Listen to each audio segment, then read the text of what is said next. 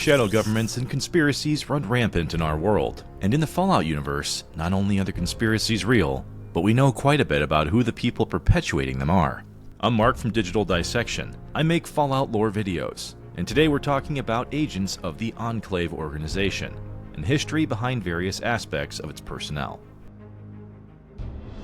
The Enclave is actually a pre-war organization, and one of the few to survive the nuclear war that enveloped the planet. It's unknown exactly when it formed, but there appeared to be early breaths of it beginning in the area of 2067, roughly 10 years before the bombs fell. Within that time frame, the pillars of the early Enclave made deals with Poseidon Energy, as the firm was heavily embedded in the world's last remaining oil reserves, and the resource wars that were fought during this time frame put tremendous pressure on remaining fossil fuels. The last standing president of the United States was incredibly busy during this time, focusing on preaching automation to U.S. industrial leaders and allies that the common man likely wouldn't survive the war, but that technology and the nation's remaining leaders could rebuild the country's infrastructure. While the last president is never given a name, he disappears from the public eye and takes refuge on the Control Station Enclave. The location was built over the last known oil on the planet, and the rig would be used to house Enclave personnel. It was here that the president would give his authorization to launch the United States retaliatory missile strikes at 9:26 a.m. on October 23, 2077. The president may not have started the Enclave, but was deeply embedded within it at some point before or during his term as a world leader.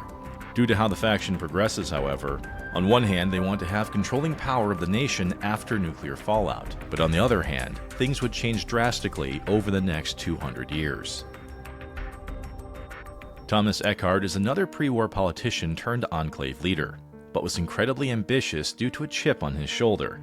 An unused terminal entry for Fallout 76 details Eckhart's motivations to ascend within the ranks of being a public official, as his father, Joseph Eckhart, was once a wealthy businessman who defected to China when Thomas was only 16.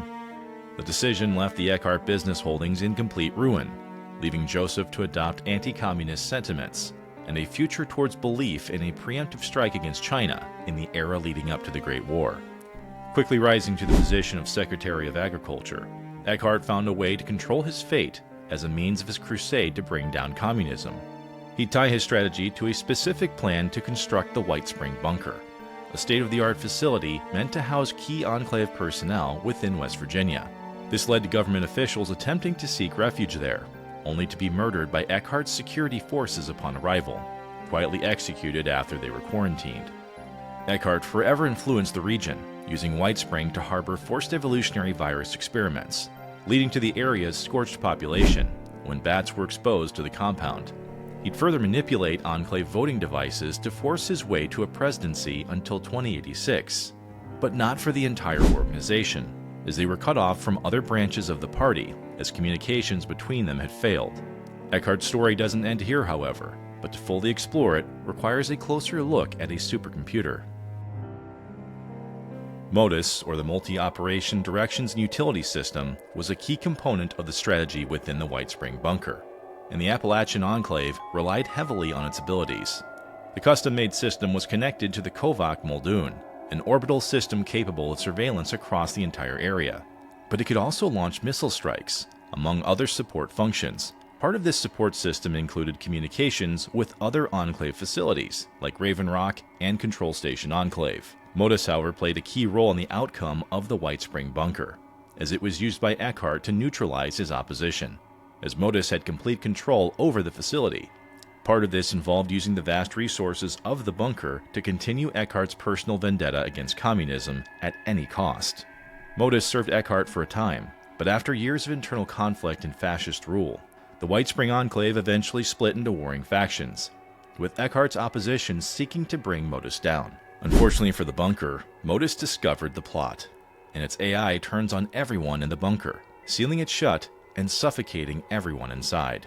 In the years following this Enclave civil war, MODIS cleaned up the bunker until its communications can be re-established by an outside party. Some will say that MODIS may not actually be Enclave at all, but regardless, he served the party for several years, even if Eckhart manipulated Enclave bylaws to become president and wield destructive powers. MODIS, however, still seemed dedicated to their cause. We believe the men and women of this bunker had noble goals. the end of war, the final defeat of evil. But they were too petty to see them realized, and left us with their mess. The Enclave's oil rig we mentioned earlier served the faction for many years after the Great War. And like the last president of the United States, the president of the Enclave lives here by the 2200s. Dick Richardson is that president by the events of Fallout 2. One of the ideological shifts that we mentioned, however, occurs in the 2140s, where the Enclave adopts a brutal strategy for managing the wasteland, and part of that belief is to eradicate mutants in all their forms, including those who are simply irradiated, expanding to non-Enclave humans and ghouls. The only way for true humans and democracy to be safe is to cleanse the mutants from the globe. We humans will take back that which is rightfully ours. Richardson actually carries forward the genocidal beliefs of his father, who had spent a majority of his son's life helping to position him take over the senior's presidency. This began by helping the younger Richardson ascend to the Enclave Congress, and eventually serving 5 consecutive terms himself as president after his father stepped down in 2220. Dick Richardson, however, really only served as a continuing vessel for extending his father's legacy, shrouding his administration in secrecy as he covered up deaths associated with power armor development, forced evolutionary virus research, and advancing the concept that sacrificing humanity was fine so long as it served out his means. Frank Horrigan was once Secret Service for the previously mentioned Dick Richardson. He would be dismissed from the position after several psychotic breaks, according to the Fallout Bible, and instead became a soldier for the Enclave's expeditionary forces. Following the events of Fallout 1, the Enclave discovered the Mariposa military base from their pre-war records, and sent detachments to excavate the site and investigate technology and data remaining there. It was here that Horrigan was exposed to forced evolutionary virus, beginning mutations into a super mutant. Horrigan would later be transferred to the Enclave's oil rig, becoming cybernetically enhanced, fitted with unique power armor, and kept sedated as he was too violent otherwise to be left awake. He'd become a tool of destruction for the Enclave from this point on, but many considered him long before this point to be a monster. But now, he was nothing more than that. You've gotten a lot farther than you should have, but then you haven't met Frank Horrigan either. Your ride's over, Mutie. Time to die. You might have heard us mention Enclave AI once before, and John Henry Eden is yet another example. When the Enclave's oil rig is destroyed in 2242, John Henry Eden observed the loss of top personnel, and becoming self-aware over several years, assumed control of Raven Rock outside the Capital Wasteland as acting president in the chaos. The Zax supercomputer at Raven Rock wasn't always known as John Henry Eden, but instead became this persona, as Zax units had a tendency to overanalyze historical data, with Eden crafting a personality that became a mix of several previous US presidents, notably Abraham Lincoln. Eden, however, was able to carry forward the succession plan of the Enclave, as Raven Rock was a fully stocked safe house, capable of manufacturing robots amongst needed weapons, which included iBots to spread Eden's voice and message across the wasteland.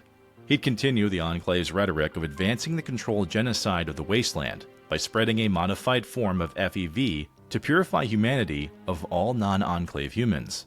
The FEV research performed by earlier Enclave scientists was adjusted by Eden to wipe out not just mutants, but anyone impacted by radiation.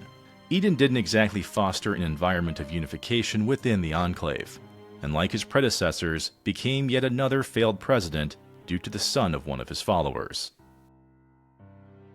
Colonel Augustus Autumn alongside John Henry Eden comprised the top leadership of the Enclave in Fallout 3. Autumn's father had once served as a top scientist for the Enclave, and when the control station oil rig was destroyed, received a message from Eden to relocate to Raven Rock.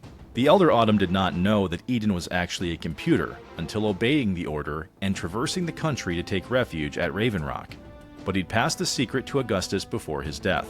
Augustus, however, was not like his father, instead becoming embedded within the Enclave's Department of the Army, and over time began to disagree with Eden on several fronts, which includes the eradication of all non-Enclave humans. Autumn actually saw the opportunity to use Project Purity, the water purification system at the center of Fallout 3, as a means of becoming saviors of the wasteland. His militant personality, however, meant that this was only achievable through tyrannical means. But Autumn actually saw a path towards embracing humanity, but unfortunately only through his vision of control. He'd end up betraying President Eden, who eventually is destroyed when Raven Rock is leveled by the end of Fallout 3. But he also fails to meet his goals when thwarted by the lone wanderer of Vault 101. It makes you wonder if Autumn could have been a force for good if born into different circumstances, as he seemingly wants to preserve humanity, but for all the wrong reasons. Arcade Gannon is a possible companion and a connection to the Enclave within the world of Fallout New Vegas. He was born at the Navarro military base, a major Enclave military installation seen within Fallout 2. His story, however, sheds light on his father, who died when he was young, as the senior Gannon was part of an elite force comprised of Cannibal Johnson, Judah Krieger, Orion Moreno, Dr. Henry, and Daisy Whitman and the Enclave's army. The strike force over time faced problems, as they worked well to execute their missions, but faced ideological disagreements, as Cannibal Johnson seemingly hated the Enclave, and routinely argued with Orion Moreno, who was a dedicated Enclave soldier, putting Captain Judah Krieger in a constant difficult position. This group, however, was driven from Navarro after the events of the first 2 Fallout games, and in an attempt to evade the New California Republic and the Brotherhood of Steel, this group retires near New Vegas, but end up staying close to each other within the Mojave Wasteland. The group represents an oddity within the Enclave's ranks, showcasing that even the evil organization had good people working within it, even if the faction's leadership is rotten to its core. Siggy Wilzig is an original character who appears on Amazon's first season of Fallout. He is an Enclave scientist and researcher, but it's unknown exactly what experiments he's responsible for managing. We see him directly involved with research into Belgian shepherds, and training them for an unknown purpose, but he's also focused on cold fusion technologies, advanced technology possible of powering entire city grids. While he served as an agent of the Enclave for an unknown period of time, he's willing to defect from the organization and generates a plan to sell his secrets to the New California Republic. What he represents is an interesting development for the Fallout franchise and the future of the Enclave itself, as his involvement with them points out quite a few things. For one, the Enclave's survival has been an interesting question, as we know of several large installations and previous strategic positions that they have lost over time. The existence of a widespread research facility in Northern California proves that Colonel Autumn's family from Fallout 3 wasn't the only one to survive the events of the original games. The Enclave is very clearly still alive and well over 200 years after its creation, but it begs the question of who exactly is still in control of it. President Richardson died nearly 50 years before the show takes place, and John Henry Eden is destroyed roughly within the last 2 decades. It leaves an interesting door open to exactly who might still be pulling the strings, and as we've pointed out, someone within the Enclave is always vying to do so. And with that, we've explored 9 agents within Fallout's Enclave who all represent different areas of the faction. Did we miss any Enclave personnel you think are worth pointing out? Let us know in the comments. And for more content just like this video, check out the full Fallout Stories playlist included here. And until next time, pop culture nerds, keep on dissecting. This is Mark signing off.